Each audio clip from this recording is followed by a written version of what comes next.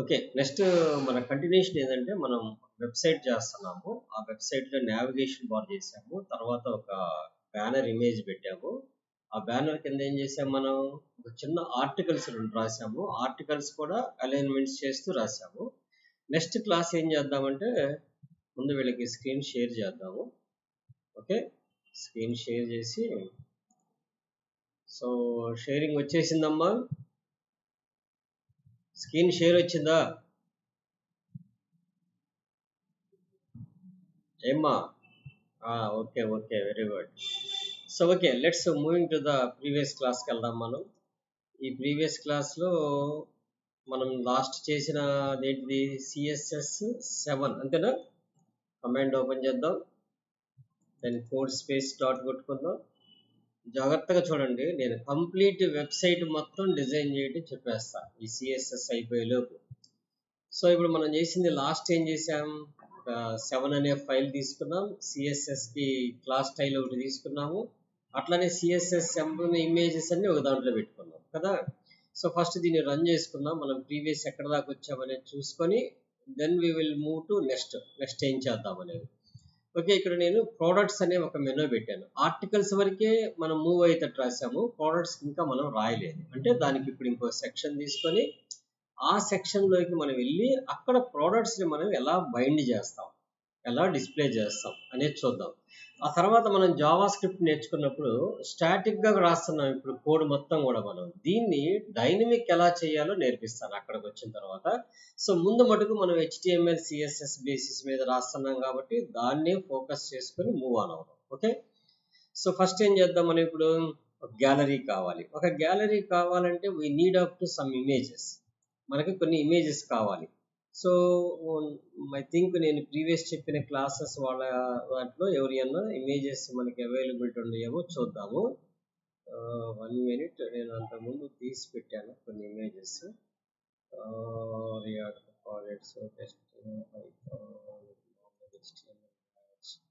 So wait a minute. Class 1 దీంట్లో లేవు, దీంట్లో ఇమేజెస్ లేవు. సో అక్కడ ఇమేజెస్ ఒక్కటే ఉంది. సో జస్ట్ 1 మినిట్, ఇమేజెస్ కూడా ఒకటే ఉంది. సో క్లాస్ 5లో లేదు. ఓకే,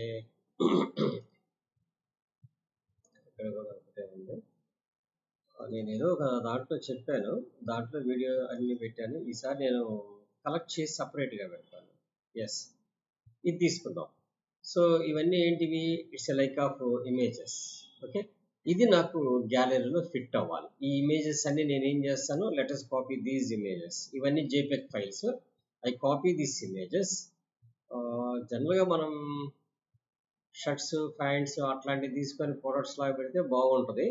బట్ మన ప్రస్తుతానికి దీంతో చేద్దాము, తర్వాత వాటి గురించి ఇమేజ్లు డౌన్లోడ్ చేసి పెడతాను. నెక్స్ట్ క్లాస్లో వాటిని మనం మారుద్దాము.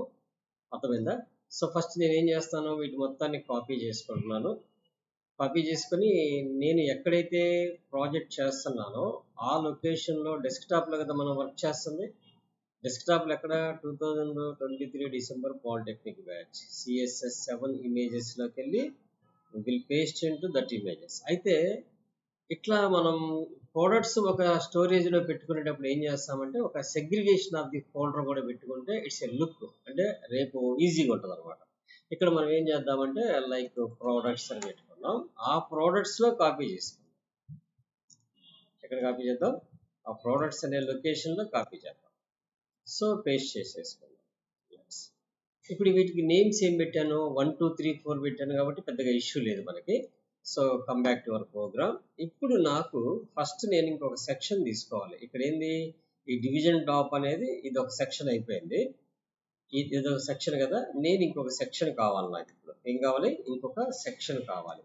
ఈ సెక్షన్కి ID ఏం పెట్టుకోవాలనుకుంటున్నాను నేను ఇప్పుడు, సో ప్రోడక్ట్స్ అని చెప్పి పెట్టుకోండి. ఎందుకని, నేను ప్రోడక్ట్స్ అనే మెనూ క్లిక్ చేసినప్పుడు ఆ సెక్షన్ టార్గెట్ కావాలి కాబట్టి ఇక్కడ నేను ఇక్కడ కూడా నేను ప్రోడక్ట్స్, అంటే అర్థమైంది, ఎక్కడైతే దాని ID ఉందో ఆ ID యొక్క డివిజన్ని టార్గెట్ చేయమని అర్థం అనమాట, అక్కడికి వెళ్ళమని చెప్పని అర్థం అనమాట. సో ప్రోడక్ట్స్ దగ్గరికి వెళ్ళిపోయింది. సో ఈ ప్రోడక్ట్స్ అనే దానికి మనం కొద్దిగా సిఎస్ఎస్ రాసుకుంటే బెటర్ కదా. సో దాని బ్యాక్గ్రౌండ్ కొద్దిగా డిఫరెంట్ ఇద్దాం. సో కాబట్టి యాష్ ప్రోడక్ట్స్ PRODUCTS ప్రోడక్ట్స్ నేను బ్యాక్గ్రౌండ్ కలర్ ఏం చేస్తానంటే స్కై బ్లూ పెట్టుకుంటున్నాను లైట్గా. సో స్కై బ్లూ పెట్టుకుంటున్నా. ఈ ప్రోడక్ట్స్లో నేను పెట్టే కార్డ్స్ అన్నీ కూడా, అంటే ప్రోడక్ట్ యొక్క కార్డ్స్ అన్నీ కూడా ఎలా డిస్ప్లే అవ్వాలంటే డిస్ప్లే ఫ్లెక్స్లో డిస్ప్లే అవ్వాలి. అంటే అన్నీ ఒకదాని పక్కన ఒకటి డిస్ప్లే అవ్వాలి.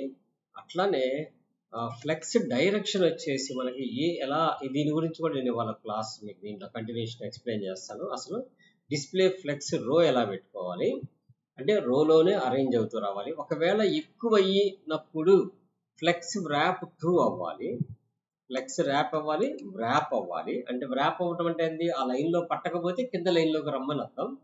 అలానే జస్టిఫై కంటెంట్ కూడా నాకు ఎలా ఉండాలి, స్పేస్ బిట్వీన్లో ఉండాలి. నాకు స్పేస్ బిట్వీన్ కాదు, కొద్దిగా అటు మధ్యలో గ్యాప్ కరెక్ట్గా ఉండాలనుకుంటే స్పేస్ ఈవెన్లీ అని పెట్టుకుంటే ఇంకా నీట్గా ఉంటుంది.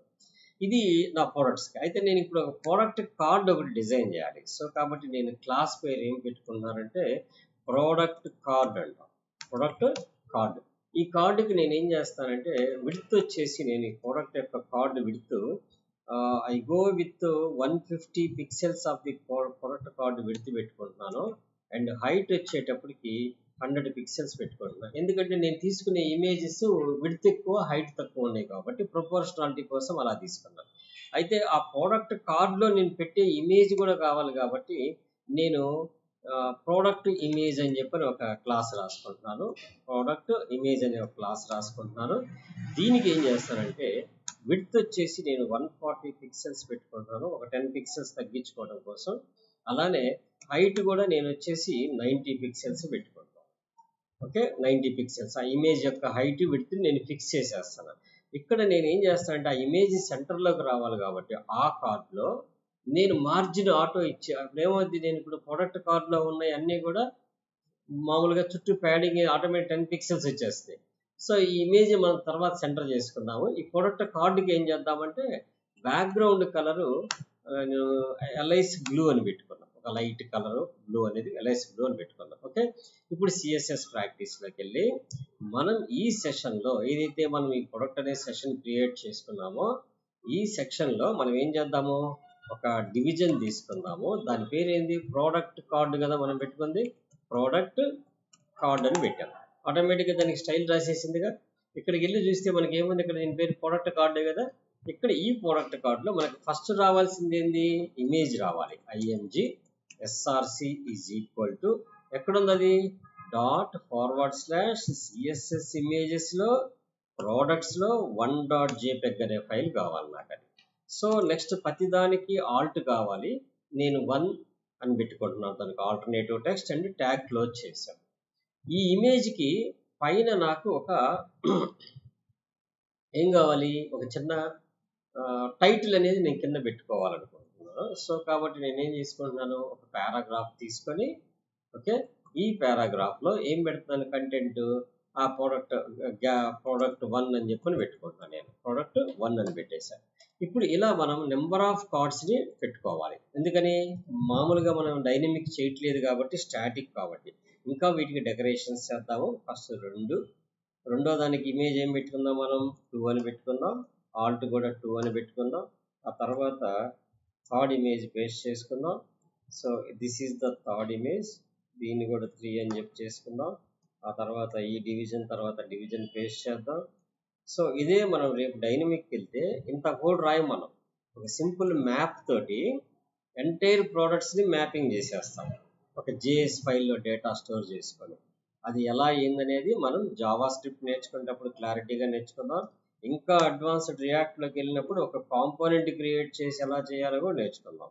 సో సింపుల్గా ఉంటుంది. మీరు 1 by 1 మొత్తం క్లియర్గా కంటిన్యూగా ఫాలో అవుతా నేర్చుకుంటే ఈ కోర్స్ మొత్తం అయిపోయేటప్పటికి మీరు ఒక వెబ్ డెవలపర్ అనేది చాలా ఈజీగా చేసేయచ్చు. వెబ్ డెవలప్మెంట్ అంటే ఆడతా పాడతా మీరు మీకు ఇష్టం వచ్చినట్టు CSS రాయొచ్చు. మనం HTML ట్యాగ్స్ అన్ని నేర్చుకున్నాము, ఎక్స్టెన్షన్స్ దీంట్లో నేర్చుకుంటూ వస్తున్నాం. ఆ తర్వాత జావా స్క్రిప్ట్ నేర్చుకునేటప్పుడు సమ్ మోర్ నేర్చుకుంటాం. సో ఇదంతా మనకి ఏమైంది, ఇట్స్ మీన్ టైం ఒక్కొక్క కాంపోనెంట్ మనం నేర్చుకుంటూ వెళ్ళిపోతే ఈజీగా లెర్న్ చేయటం అయిపోయింది. సో అదే మనం అనుకొని నేర్చుకున్నాం అనుకోండి ప్రాబ్లం అయింది. మనం ఏది అనేది డైరెక్ట్గా మనం ఏదైతే చేస్తున్నామో దాన్ని ఒక రియల్ టైం అనుకుంటా చేస్తేనే ఎప్పుడైనా మనకి యూజ్ఫుల్ అయింది. అంటే రేపు రియల్ టైంలో ఎలా వాడగలం అనేది తెలిసింది. అలా కాకుండా మనం ఏదో వర్క్ కమాండ్స్ ప్రాక్టీస్ చేస్తూ వెళ్ళామంటే మటుకు ఎప్పటికీ మీరు వర్క్ చేయలేరు. చూడండి, చాలా మంది ఏమంటుంటారంటే నాకు అన్ని లాంగ్వేజ్లు వచ్చు కానీ నేను ప్రోగ్రామ్ చేయలేకపోతున్నాను, నాకు ఒక ప్రాబ్లం ఇస్తే సాల్వ్ చేయలేకపోతున్నాను అంటారు. ఎందుకని సాల్వ్ చేయలేరంటే వాళ్ళు మోస్ట్లీ ప్రాక్టీస్ చేయరు. ఫస్ట్ పాయింట్ సింటాక్స్ వరకే లెర్న్ అవుతారు, రాలేదనేది ఫీల్ అవుతుంటారు. సో దానికి రీజన్ ఏంటంటే ఓన్లీ దాట్. ఇప్పుడు మనకి ఇమేజ్లు వచ్చినాయి కదా, అయితే ఈ ఇమేజ్లు ఎలా వచ్చినాయి, అన్నీ కూడా ఒకే రోలో ఫిట్ అయిపోయాయి. కానీ నాకేమవ్వాలి, ర్యాప్ అవ్వాలి. సో అర్థమవుతుందా, ర్యాప్ అవ్వాలి. కానీ ఇమేజ్ హైట్ ఏదో చాలా వచ్చింది, ఇమేజ్ హైట్ ఎంత రాకూడదు, ఇంత వచ్చిందంటే అర్థమైంది. సో ఒక్క నిమిషం అమ్మా. సో ఇమేజ్ ఎంత హైట్ వచ్చినాయి అంటే అర్థం ఏంటంటే మనం రాసిన సిఎస్ఎస్లో ఏదో స్మాల్ మిస్టేక్ చేసి ఉంటాం. ఆ మిస్టేక్ చేయటం అంటే ఇట్స్ మీనింగ్ ఆఫ్ ఆ ఇమేజ్కి మనం ఆ క్లాస్ని అప్లై చేయలేదు. మనం సిఎస్ఎస్ 7లో ఒక చిన్న ప్రొడక్ట్ ఇమేజ్కి ఒక క్లాస్ రాసుకున్నాం కదా, ఈ క్లాస్ని అన్నిటికీ అప్లై చేయాలి కదా. అప్లై చేయకపోవటం ఏమైంది, కార్డు యొక్క విడ్త్ తక్కువ ఉంది, ఆటోమేటిక్గా కార్డులో ఫిట్ చేయలేక అది అలా చూపించింది. సో కాబట్టి ఇప్పుడు మనం ఏం చేద్దాం, ఎక్కడైతే ఇమేజ్ ట్యాగ్స్ వాడామో అక్కడ క్లాస్ అని రాసుకొని ఆ డబుల్ కొటేషన్స్లో మనం ఏం చేయాలి, ఆ క్లాస్ నేమ్ని పేస్ట్ చేయాలి. సో ఇప్పుడు ఇది అయిపోయిన తర్వాత ఈ మొత్తం మనం కాపీ చేద్దాం. ఏం కాపీ చేద్దాం, ఓన్లీ CLASS క్లాస్, దట్స్ ఈ ఒక్క ట్యాగ్ని రిమైనింగ్ వాటిలో మనం రీప్లేస్ చేసేద్దాం. ఎక్కడ, ఓన్లీ ఇమేజ్ ఎక్కడైతే వాడామో that place we can place, remaining అవసరం లేదు. ఎక్కడ పడితే అక్కడ మనం ఓన్లీ ఆ ఇమేజ్కే ఆ స్టైల్ రాసాం కాబట్టి ఆ ఇమేజ్ దగ్గరే ఆ స్టైల్ని మనం అప్లై చేసుకుంటూ వెళ్దాం. మీకు నేను చెప్పేది ఏమన్నా స్పీడ్గా అనిపిస్తే మీరు కొద్దిగా స్లో చేసుకొని వినండి. క్లాస్ వినేటప్పుడు కోడ్ని అబ్జర్వ్ చేస్తూ సేమ్ కోడ్ రిపీటెడ్గా రాయడానికి ట్రై చేయండి. సో ఇప్పుడు చూడండి మీకు ఎలా వచ్చిందో చూడండి. Activate 1 minute.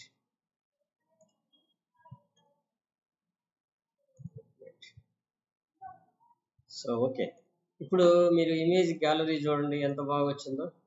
ఒకసారి ఇక్కడ నావిగేషన్ బార్ చూడండి, ఇమేజ్ అన్నీ సెట్ అయిపోయినాయి. ఇక్కడ సెట్ అయిపోయినాయి, బట్ కాకపోతే ఏమైపోయినాయి, 1 2 3 4 5 6 చివరికి కూడా వెళ్ళిపోయినాయి మనకి. ఇంకా ఇక్కడ దాకా మనం పెట్టిన ఎన్ని పెట్టాము, 1 2 3 4 5 6 7 8 పెట్టాము. 8 పట్టినాయి మన స్క్రీన్లో.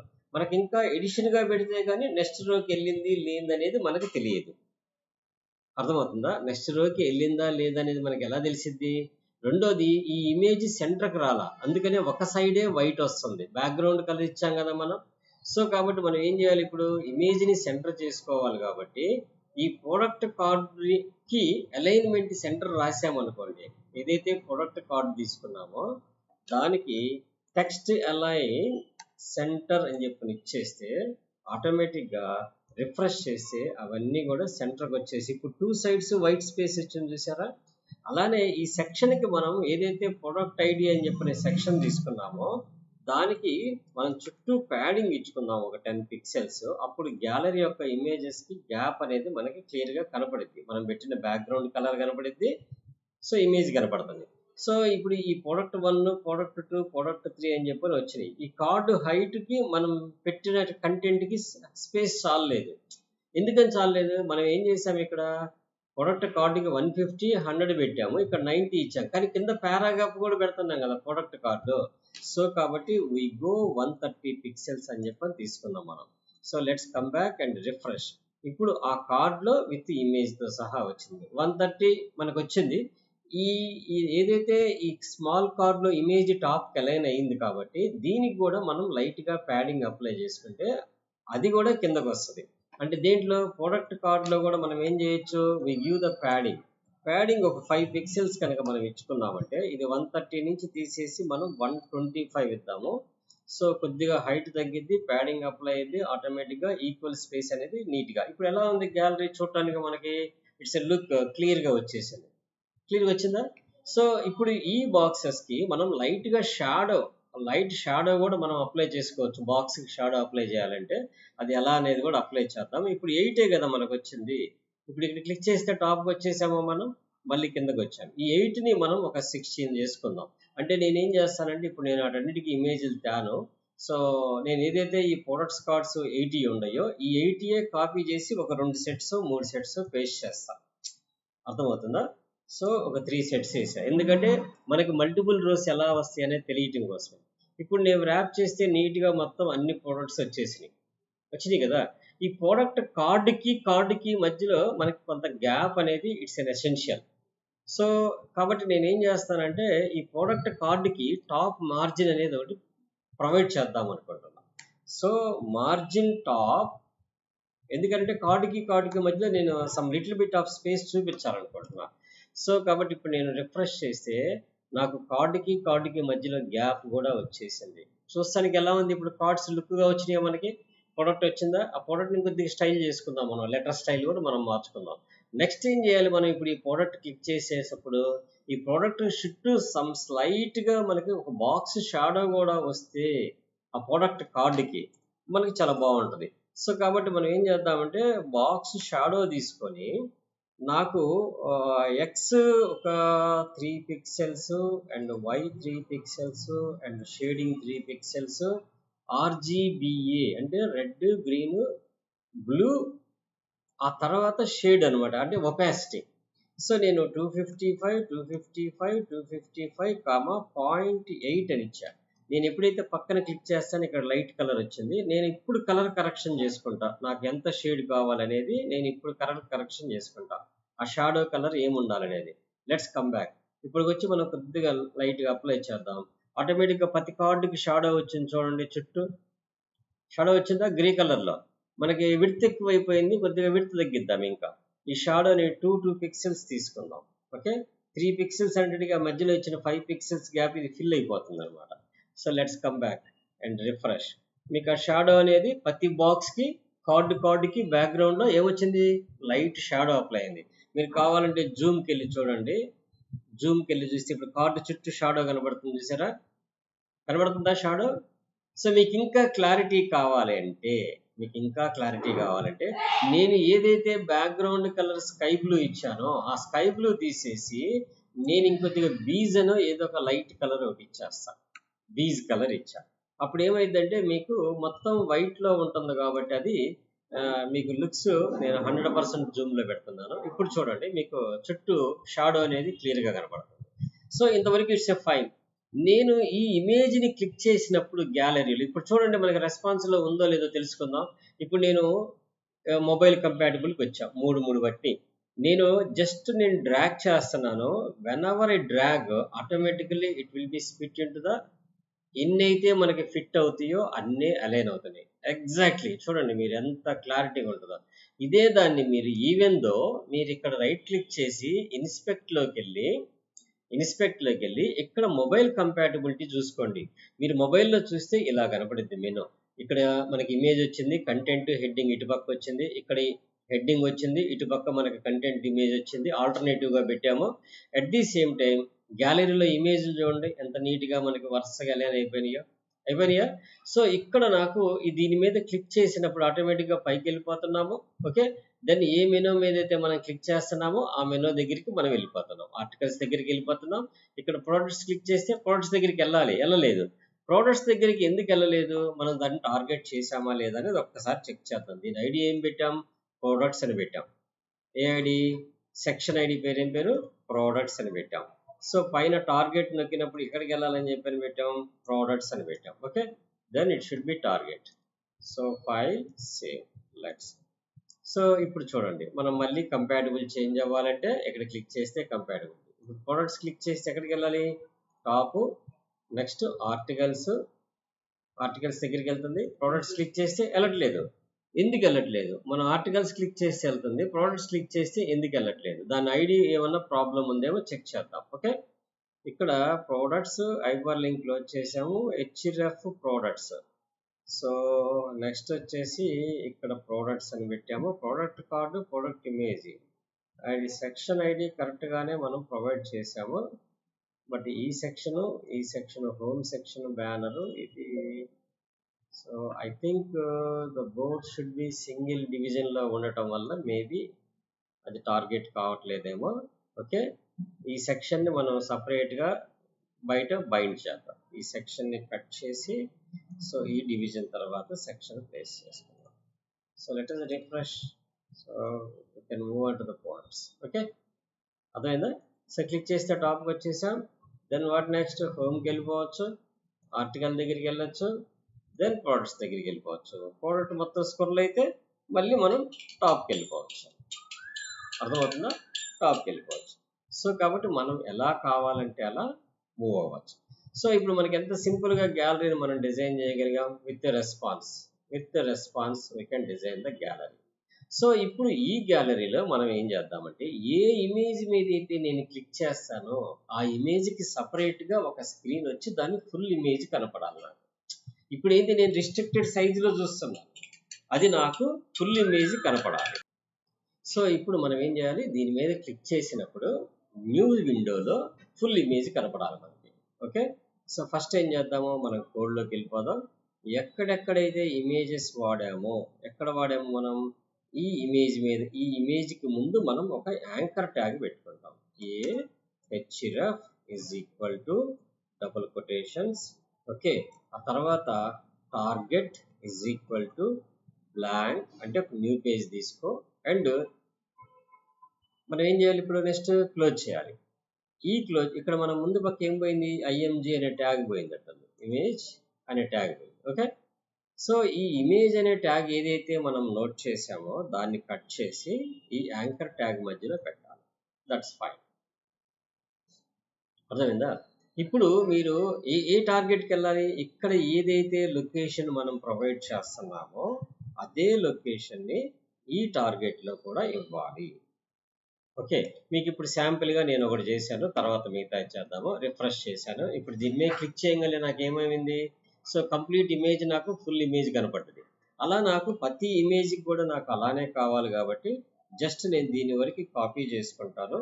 కాపీ చేసుకొని ఈ ఇమేజ్ ముందు పేస్ట్ చేస్తున్నాను. పేస్ట్ చేసిన తర్వాత చివరిలో నేనేం చేయాలి, ఇక్కడ 2 అని పెట్టుకోవాలి. ఆ చివరికి వెళ్ళి నేను యాంకర్ ట్యాగ్స్ని క్లోజ్ చేయాలి. నేను ఎక్కువ రాయను, మీరు వాటిని అన్నిటినీ రాసుకోండి. నేను కోడ్ అనేది మీకు పంపిస్తాను కాబట్టి మీరు ఆ కోడ్లో మ్యానిపులేట్ చేసుకోండి. ఎందుకంటే నేను అన్నీ రాస్తే మీరు ప్రాక్టీస్ చెయ్యరు కాబట్టి మీరు వాటిలో ప్రాక్టీస్ చేసి చూసుకోండి. ఇప్పుడు చూడండి, నేను 3 ఇమేజెస్కే రాశాను. ఇప్పుడు ఇక్కడికి వచ్చేస్తాను, రిఫ్రెష్ చేశాను.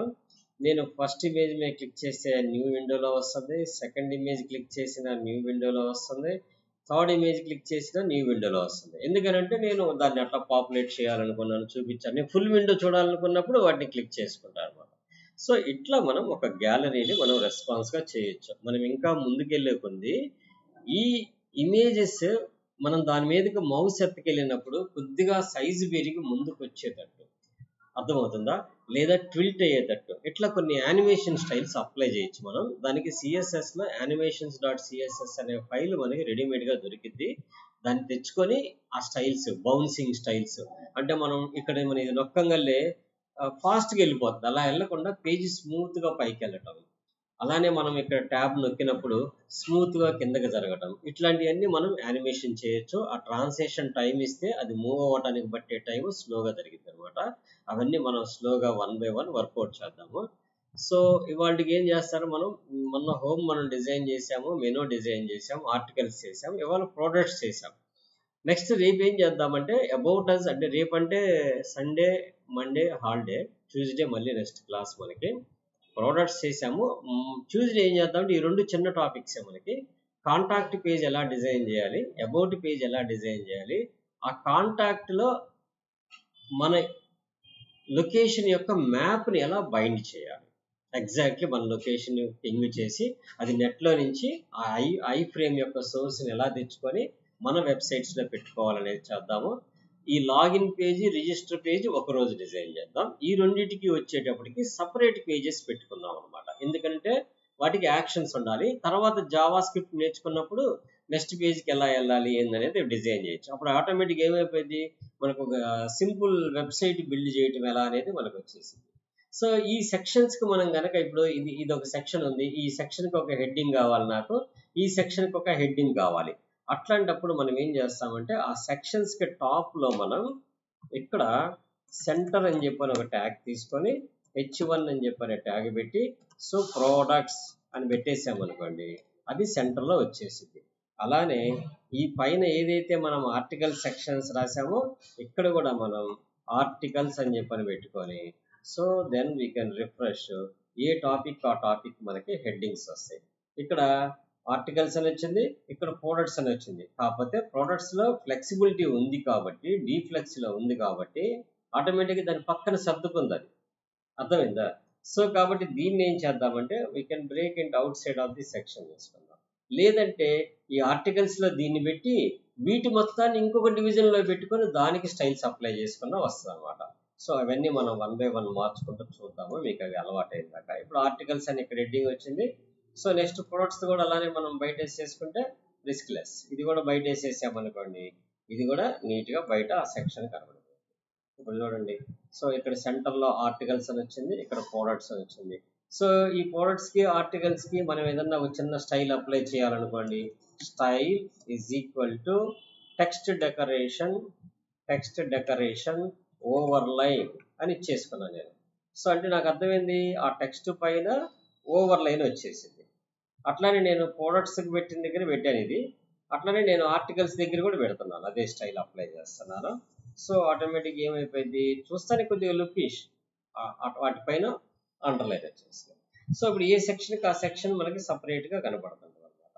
సో ప్రొడక్ట్స్ అనే సెక్షన్, ఆర్టికల్స్ అనే సెక్షన్, ఇంకా నెక్స్ట్ మనం రిమైనింగ్ సెక్షన్స్ కూడా ఇంకొక 2 క్లాసెస్లో మొత్తం ఫినిష్ చేద్దాము.